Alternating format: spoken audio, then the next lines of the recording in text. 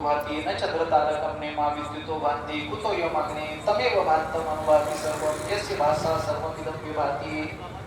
परमात्म्याचंच वर्णन. अनुभवामृत वाचा ज्ञानोबारायांनी या श्रुतीचा अनुवाद केलाय.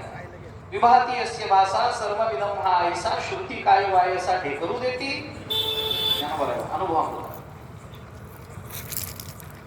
अरे तिथं सूर्य प्रकाशित होत नाही, चंद्र प्रकाशित होत नाही, तारका प्रकाशित होत नाही, अग्नी त्याला प्रकाशित करत नाही, पण सूर्य ज्याच्या प्रकाशाने प्रकाशित होतो तो हाय. तुझिया सत्तेने वेदासी बोलणे, सूर्यासी चालणे तुझिया बळे. नामदेवराय बोलतात.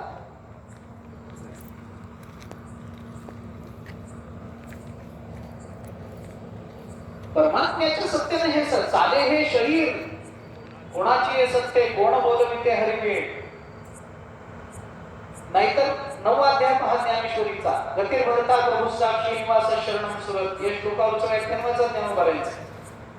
ज्ञानोबाराय बोलतात, पर्वती बैसका नसंतावी, समुद्री रेखा न ओलांडावी, पृथ्वीया भूते वाहावी. हे आज्ञा माझी. म्या बोलविल्या वेद बोले, म्या चालविल्या सूर्य चाले, म्या हलविल्या प्राणू हाले जगाते चाळीला.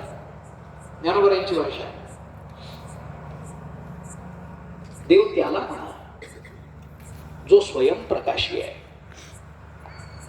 जो शास्त्राने कळतो, जो संतांच्या मुखातूनच कळतो, संतांच्या उपदेशानेच कळतो, तो देव असतो.